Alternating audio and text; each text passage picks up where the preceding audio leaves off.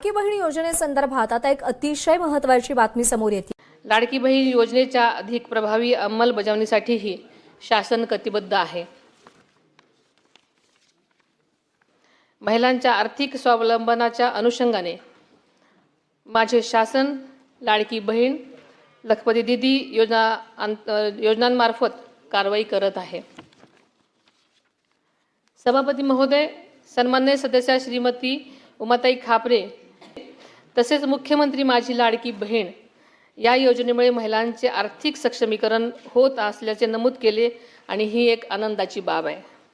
महाराष्ट्राची ही भूमी स्वराज्य जननी जिजाऊ माँसाहेब, क्रांतिज्योती सावित्रीबाई फुले, पुण्यश्लोक अहिल्यादेवी होळकर, महाराणी ताराबाई यांच्यासारख्या महान स्त्रियांच्या कार्याने पावन झालेली आहे आणि त्यांचीच प्रेरणा घेऊन आपण सर्वजण काम करत आहोत। मुंबई महानगर क्षेत्रातील शासकीय महिला कर्मचाऱ्यांसाठी शासनाने एक महत्त्वपूर्ण निर्णय घेतलेला आहे।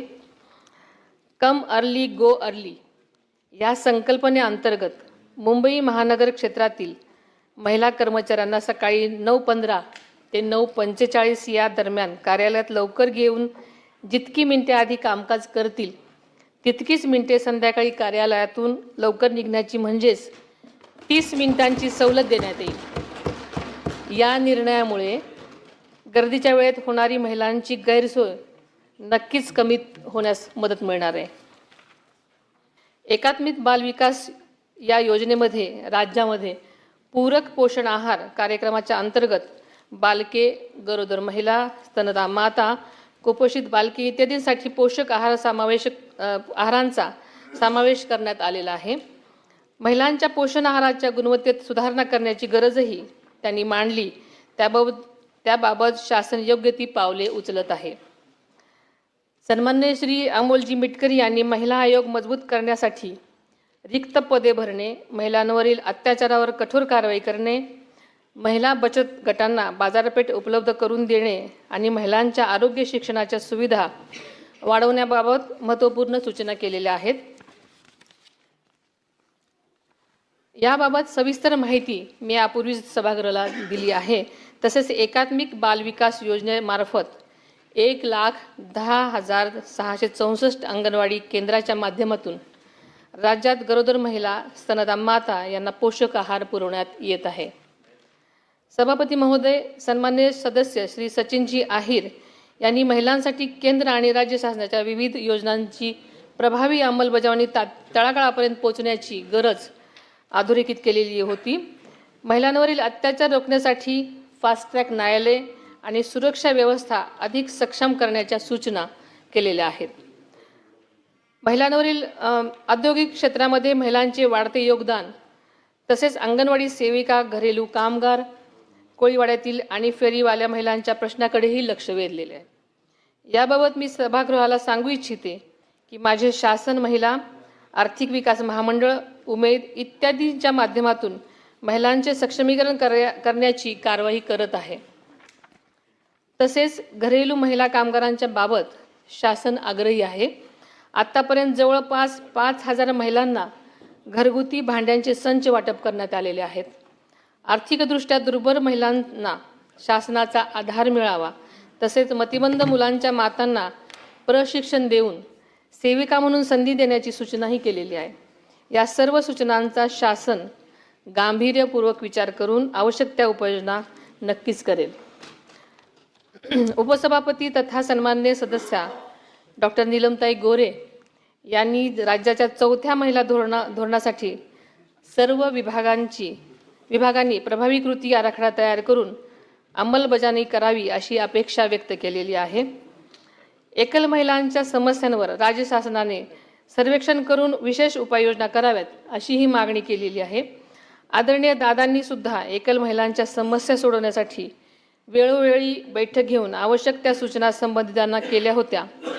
याचा उल्लेख अर्थसंकल्पीय भाषणात सुद्धा माननीय मुख्यमंत्री महोदयांनी केलेला होता। महाराष्ट्राचे 4थे महिला धोरण लागू करण्यात आलेले आहे।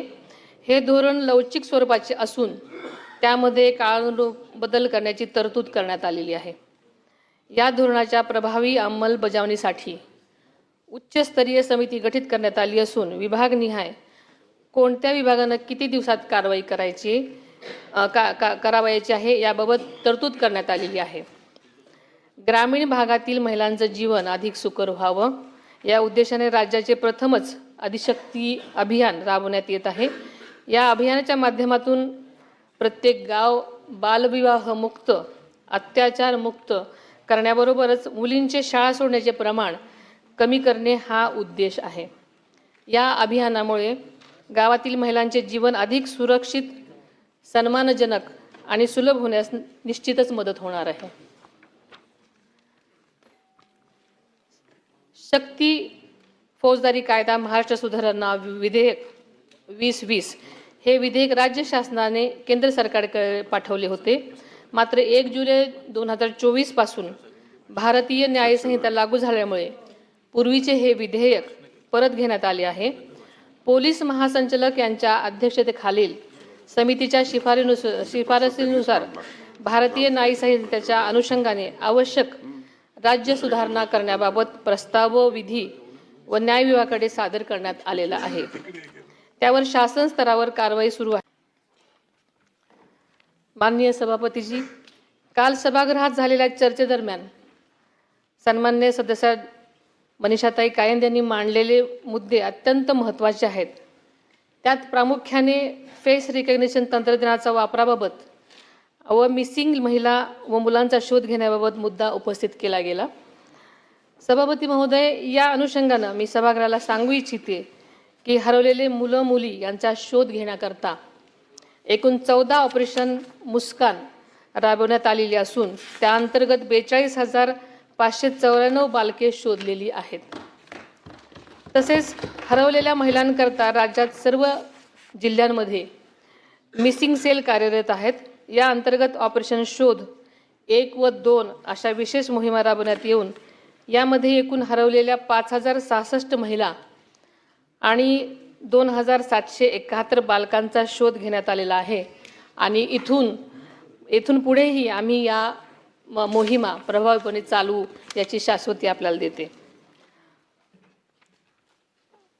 आणि सभापती महोदय, त्याचप्रमाणे छत्रपती शिवाजी महाराज टर्मिनस, चर्चगेट आणि बोरिवली स्टेशन या ठिकाणी रेल्वेमार्फत सायबर क्राईम रोखण्यासाठी ही यंत्रणा उभा केलेली आहे.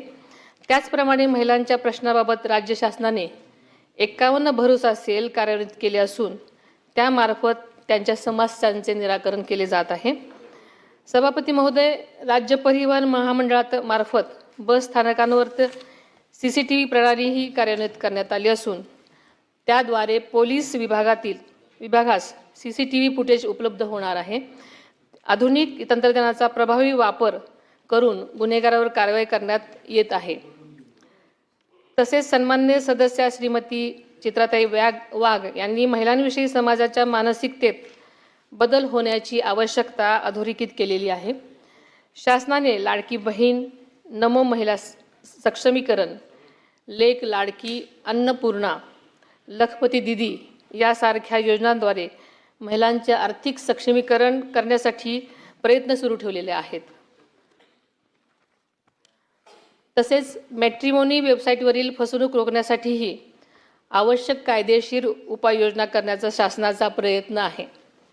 महिला व बालविकास विभागाच्या आधिपत्याखालील क्षेत्रीय कार्यालयांच्या सुधारित आकृतीबंधास उच्चस्तरीय समितीने मान्यता दिलेली आहे. सदर सर्व रिक्त पदे मंत्रिमंडळाच्या मान्यतेनंतर